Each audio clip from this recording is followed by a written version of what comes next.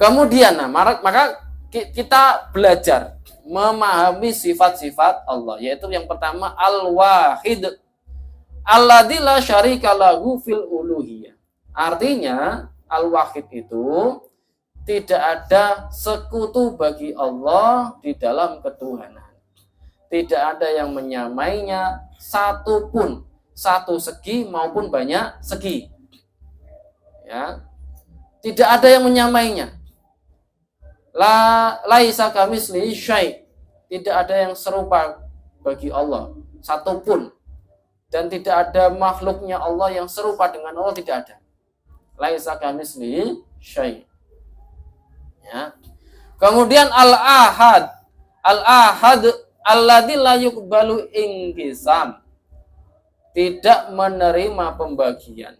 Wat tajazzu'a, dan pengembangan atau istilahnya pembagian, pengembangan dan seterusnya. Li'annahu laisa jisman. Karena Allah tidak jisim, tidak benda. La huwa jismun kasif. Allah juga tidak jismun kasif seperti manusia, syajar, pohon, hajar, batu.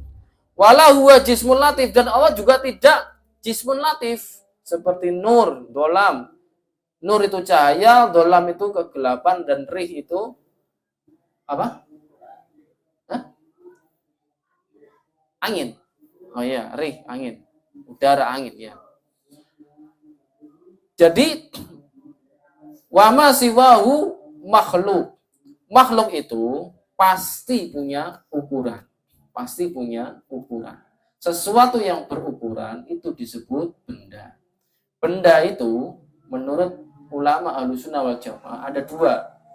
Benda yang bisa dibagi-bagi atau disebut jauharul fard. Jauharul fard, ya. Kemudian benda yang bisa dibagi-bagi. Benda yang tidak bisa dibagi-bagi disebut jauhar al-fard. Benda yang bisa dibagi-bagi disebut jisim. Ya, atau hajem. Jisim atau hajem. Jisim ini dibagi dua. Jisim latif dan jisim kasif. Jisim kasif itu jisim yang bisa dipegang oleh tangan. Contohnya apa? Manusia, pohon, hajar, batu, dan seterusnya. Dan jisim latif, jisim yang tidak bisa dipegang oleh tangan. Contohnya adalah cahaya, kegelapan, angin, dan seterusnya. Ya, seperti itu. Jadi ada satu makhluk yang pada saat itu kita tidak bisa membayangkan sebelum ada waktu atau sebelum ada cahaya dan kegelapan.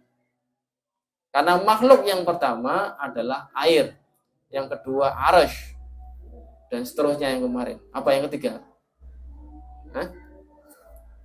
Yang ketiga apa? Waktu dan masa. Yang ketiga adalah kolam. Yang secara selain benda, ya, selain istilahnya, walaupun waktu dan masa, tempat itu juga benda, ya, terukur.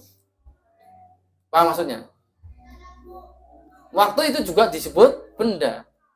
Kenapa? Karena dia terukur, 1 jam berapa detik, 1 hari berapa jam, 1 tahun berapa. Itu kan terukur. Paham maksudnya, ya? Itu. Tempat juga benda. Tempat apa? Tempat ruang kosong yang terbatas, yang ada batasnya. Itu tempat. Jadi tempatnya Ustadz Fian di situ, berarti tempatnya ya ruang yang diduduki oleh Ustadz Fian. Nah, kalau tidak diduduki, ya tempat tetap, tapi tidak ditempati. Ya, jadi ada ruang hampa kalau bahasa orang kampus. Nah, ruang hampa adalah tempat yang hampa, artinya ruang kosong, maksudnya begitu. Paham ya? Jadi begitu. Kemudian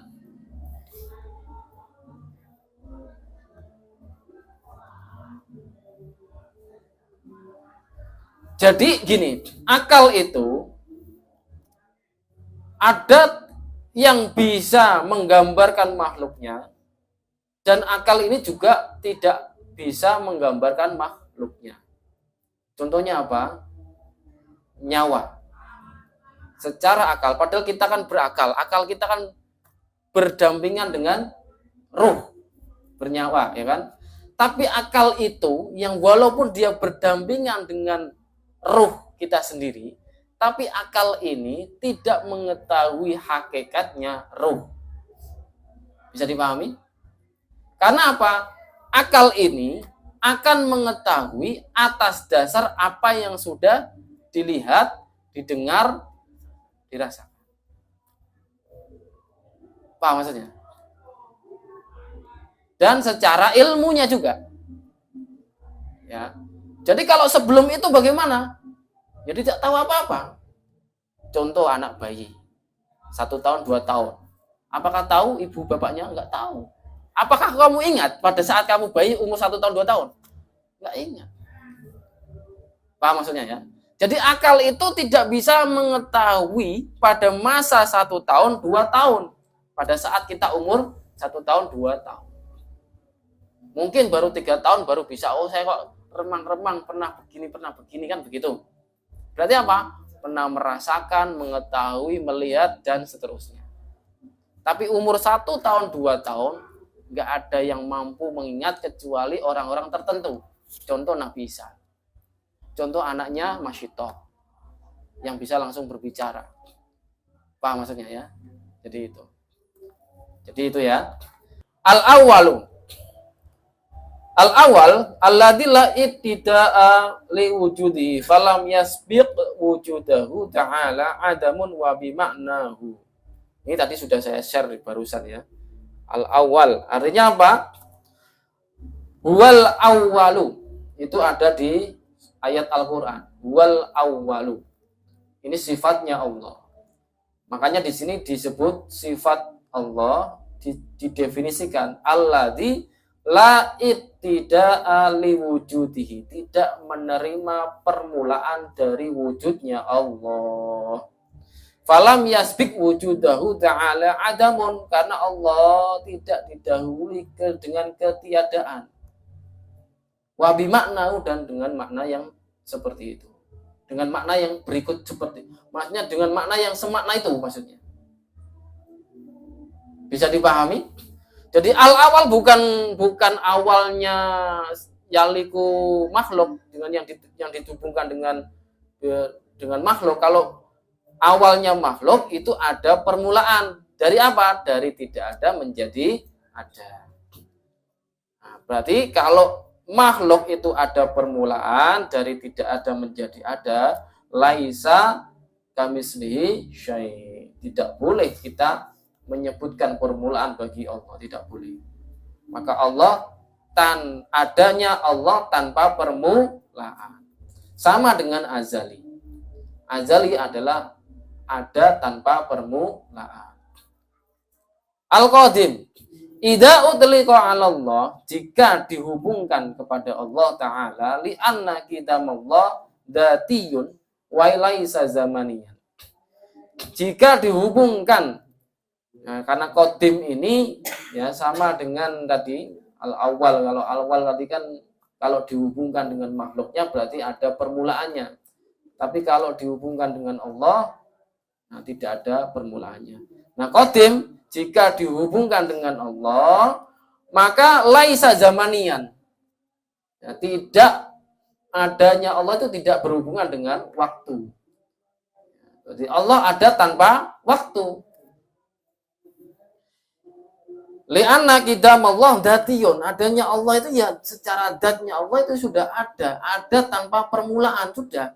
Adanya Allah sebelum ada waktu, adanya Allah sebelum adanya tempat, adanya Allah sebelum ada makhluknya seluruhnya. Berarti apa? Allah ada tanpa tempat, tanpa waktu, tanpa arah, tanpa makhluknya. Setelah Allah menciptakan seluruh makhluknya, menciptakan waktu, menciptakan arah, menciptakan tempat, maka Allah tetap ada tanpa tempat, tanpa arah, tanpa waktu. Fahim tuh? Masya Allah, alhamdulillah. Nikmat yang besar itu adalah nikmat pemahaman ilmu agama dengan benar. Karena kunci selamat adalah akidah Ahlussunnah wal Jamaah dengan benar. Al-hayyu al-muttasimu bihayati azaliyatin abadiyatin laisat biruhin walahmin wadamin wa asabin wa mukhin bal hayatuhu sifatun qadimatun qaimatun bidatihi ai sabitatul lahu. Jadi Allah maha hidup. Ini kalau dihubungkan dengan Allah, ya, idza utliqa 'ala Allah, ya, sifatnya Allah maha hidup itu bihayatin azaliyatin abadiyatin. Hidupnya Allah itu azali abadi, tanpa permulaan, tanpa akhiran, laisat biruhin walahmin wadamin, dan seterusnya, tidak membutuhkan sesuatu apapun, tidak butuh ruh, tidak butuh daging, tidak butuh darah, tidak butuh tendon, rangka, wa mukhin, sumsum, dan tidak butuh apapun. Bal hayatuhu sifatun qadimatun qaimatun bidatihi. Hidupnya Allah itu bersifat qadim, qaimatun bidatihi. Artinya tidak butuh sesuatu selain Allah. Ai sabitatul lahu. Ya, maksudnya begitu. Bisa dipahami? Nah, hidupnya manusia atau makhluk itu pasti membutuhkan unsur-unsur yang lain. Contoh, hidupnya malaikat butuh apa? Ruh. Hidupnya jin juga butuh ruh. Hidupnya hewan juga butuh ruh. Tidak hanya itu. Hewan butuh rangka, butuh tendon, butuh darah, butuh daging, dan seterusnya. Jin butuh jasad yang halus. Jismun latif tadi. Ya, paham maksudnya? Dan lain sebagainya. Semuanya membutuhkan sesuatu yang lain. Jadi wama siwahu makhluk. Makhluk itu lemah. Ya, pasti membutuhkan yang. Jadi sifat butuh itu sifat yang lemah. Bisa dipahami? Jadi selain Allah itu pasti membutuhkan sesuatu yang lain. Nah, sifat butuh. Kamu pasti butuh istri. Kenapa? Kamu lemah gitu loh. Ini biar cepat beristri ya. Insya Allah mudah-mudahan secepatnya. Karena kita niatkan memperbanyak umat Islam. Ya, memperdakwah dengan dakwah. Ya, begitu. Al-Qayyum, Al-Qaimu binafsi alladzi la yahtaju li ghairihi. Dan ini ditegaskan dengan sifat Al-Qayyum. Al-Qayyum, kalau kita belajar sifat 20, itu disebut qiyamuhu binafsihi. Qiyamuhu binafsihi itu artinya yang benar adalah la yahtaju ila syai', atau di sini la yahtaju li ghairihi. Tidak butuh sesuatu yang lain, atau tidak butuh selain Allah. Maka qiyamu binafsi tidak boleh dimaknai berdiri sendiri, tidak boleh. Nah, kalau dimaknai berdiri sendiri, ada anak kecil. Ini kasusnya tadi Aceh. Teman saya yang ngajar UIN di Aceh punya jamaahnya punya anak kecil. Anak kecil kemudian bertanya, "Bu, kalau Allah itu berdiri sendiri, berarti kesepian dong." Nah ini makanya tidak boleh dimaknai berdiri sendiri. Paham ya? Kenapa? Bisa menyesatkan anak kecil seperti itu. Ya, walaupun anak kecil itu berkata seperti itu tidak dihukumi karena belum balik. Ya, begitu. Ad-daimu, langgeng. Alladzi la yalhaquhu wa la yajuzu alaihi al-fana li'annal fana'a yastahilu alaihi aqlan fala daima biyadal makna illallah ta'ala. Ad-daimu, kekal, abadi, langgeng. Alladzi la yalhaquhu, ya, wala yajuzu alaihi al-fana. Jadi Allah itu tidak boleh disifati dengan rusak. atau musnah atau apa namanya, lenyap. Nah, musnah, rusak, lenyap, apalagi fana, ya intinya tidak boleh. Atau orang yang suka gaib-gaib, muksa muksa kan lenyap gitu kan, menghilang, itu kan tidak boleh. Nah, hilang tanpa jejak, tidak boleh. Jadi Allah Ta'ala secara akal itu tidak boleh, ya, atau mustahil rusak, tidak boleh, musnah tidak boleh. Karena apa? Itu sifat yang lemah. Fana itu sifat yang lemah. Nah, sifat yang lemah ini pasti makhluk. Seperti itu.